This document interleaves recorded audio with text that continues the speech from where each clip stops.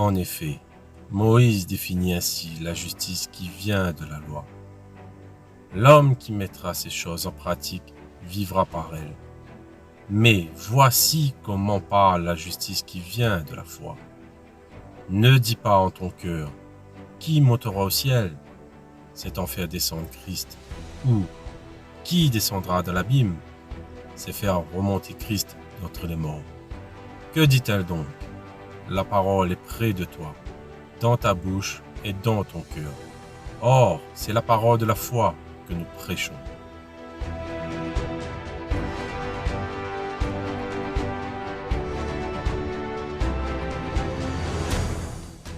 Je leur susciterai du milieu de leurs frères un prophète comme toi. Je mettrai mes paroles dans sa bouche, et il leur dira tout ce que je lui commanderai.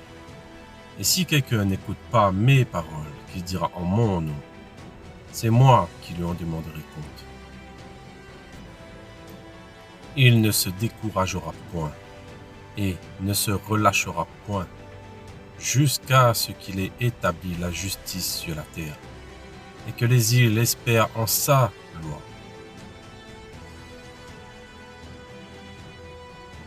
Ne croyez pas que je sois venu pour abolir la loi ou les prophètes. Je suis venu non pour abolir, mais pour accomplir. Car je vous le dis en vérité, tant que le ciel et la terre ne passeront point, et il ne disparaîtra pas de la loi un seul iota ou un seul trait de lettre, jusqu'à ce que tout soit arrivé. Celui donc qui supprimera l'un de ces plus petits commandements, et qui enseignera aux hommes à faire de même, sera appelé le plus petit dans le royaume des cieux. Mais celui qui les observera et qui enseignera à les observer, celui-là sera appelé grand dans le royaume des cieux. Car, je vous le dis, si votre justice ne surpasse celle des scribes et des pharisiens, vous n'entrerez point dans le royaume des cieux. Vous avez entendu qu'il a été dit, « Tu ne tueras point. Celui qui tuera mérite d'être puni par les juges. Mais moi, je vous dis que quiconque se met en colère contre son frère mérite d'être puni par les juges. Que celui qui dira à son frère, « Raka » mérite d'être puni par le Sanhédrin, et que celui qui lui dira « insensé » mérite d'être puni par le feu de la géhenne. Vous avez appris qu'il a été dit, « Tu ne commettras point d'adultère. » Mais moi, je vous dis que quiconque regarde une femme pour la convoiter a déjà commis un adultère avec elle dans son cœur. Il a été dit que celui qui répudie sa femme lui donne une lettre de divorce. Mais moi, je vous dis que celui qui répudie sa femme, sauf pour cause d'infidélité, l'expose à devenir adultère, et que celui qui épouse une femme répudiée commet un adultère. Vous avez encore appris qu'il a été dit aux anciens, « Tu ne parjureras point, mais tu t'acquitteras envers le Seigneur de ce que tu as déclaré par serment. Mais moi, je vous dis de ne jurer aucunement, ni par le ciel, parce que c'est le trône de Dieu, ni par la terre, parce que c'est son marchepied, ni par Jérusalem, parce que c'est la ville du grand roi. Ne jure pas non plus par ta tête, car tu ne peux rendre blanc ou noir un seul cheveu. Que votre parole soit oui, oui, non, non. Ce qu'on y ajoute vient du malin. Vous avez appris qu'il a été dit œil pour œil et dent pour dent. Mais moi, je vous dis de ne pas résister aux méchants. Si quelqu'un te frappe sur la joue droite, présente-lui aussi l'autre. Si quelqu'un veut plaider contre toi et prendre ta tunique, laisse-lui encore ton manteau. Si quelqu'un te force à faire 1000, fais-en 2 avec lui. Donne à celui qui te demande et ne te détourne pas de celui qui veut emprunter de toi. Vous avez appris qu'il a été dit, tu aimeras ton prochain et tu haïras ton ennemi. Mais moi, je vous dis, aimez vos ennemis, bénissez ceux qui vous maudissent, faites du bien à ceux qui vous haïssent et priez pour ceux qui vous maltraitent et qui vous persécutent, afin que vous soyez fils de votre Père qui est dans les cieux. Car il fait lever son soleil sur les méchants et sur les bons, et il fait pleuvoir sur les justes et les injustes. Si vous aimez ceux qui vous aiment, quelle récompense méritez-vous? Les publicains aussi n'agissent-ils pas de même? Et si vous saluez seulement vos frères, que faites-vous d'extraordinaire? Les païens aussi n'agissent-ils pas de même? Soyez donc parfaits comme votre Père céleste est parfait.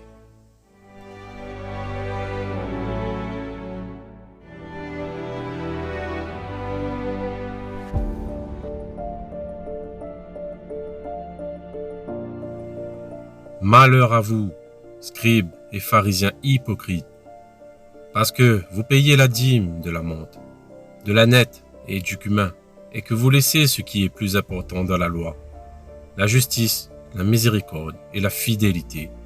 C'est là ce qu'il fallait pratiquer, sans négliger les autres choses. Et voici, un homme s'approcha et dit à Yeshua, « Maître, que dois-je faire de bon pour avoir la vie éternelle ?» Il lui répondit, « Pourquoi m'interroges-tu sur ce qui est bon? Un seul est le bon.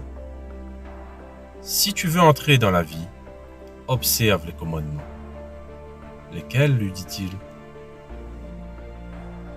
Et Yeshua répondit, « Tu ne tueras point, tu ne commettras point d'adultère, tu ne déroberas point, tu ne diras point de faux témoignages. Honore ton père et ta mère, et tu aimeras ton prochain comme toi-même. » Le jeune homme lui dit, « J'ai observé toutes ces choses. Que me manque-t-il encore? » Yeshua lui dit, « Si tu veux être parfait, va, vends ce que tu possèdes, donne-le aux pauvres, et tu auras un trésor dans le ciel. Puis viens, et suis-moi. » Après avoir entendu ces paroles, le jeune homme s'en alla tout triste, car il avait de grands biens. Yeshua dit à ses disciples, « Je vous le dis en vérité, un riche entrera difficilement dans le royaume des cieux. » Il leur répondit, « Que vous a prescrit Moïse? Moïse, dit-il, a permis d'écrire une lettre de divorce et de répudier. » Et Yeshua leur dit, « C'est à cause de la dureté de votre cœur que Moïse vous a donné ce précepte. Je vous donnerai un cœur nouveau, et je mettrai en vous un esprit nouveau. J'ôterai de votre corps le cœur de pierre, et je vous donnerai un cœur de chair. Je mettrai mon esprit en vous, et je ferai en sorte que vous suiviez mes ordonnances et que vous observiez et pratiquiez mes lois. »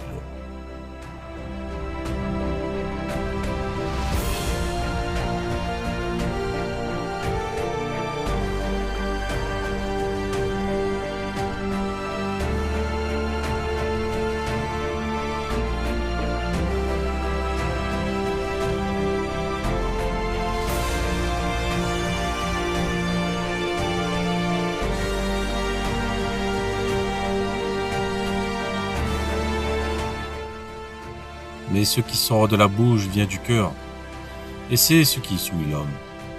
Car c'est du cœur que viennent les mauvaises pensées, les meurtres, les adultères, les impudicités, les vols, les faux témoignages, les calomnies.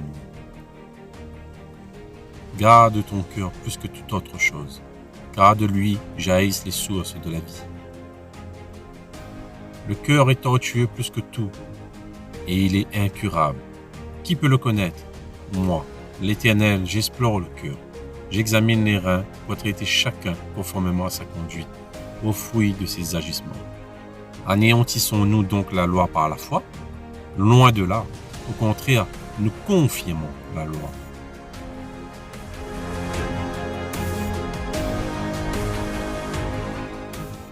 Car il est écrit dans la loi de Moïse, « Tu n'en muselleras point le bœuf quand il foule le grain. » Elohim se met-il en peine des bœufs ou parle-t-il uniquement à cause de nous? Oui, c'est à cause de nous qu'il a été écrit que celui qui laboure de labourer avec espérance, et celui qui foule le grain avec l'espérance d'y avoir part. Si nous avons semé parmi vous les biens spirituels, est-ce une grosse affaire si nous moissonnons vos biens temporels?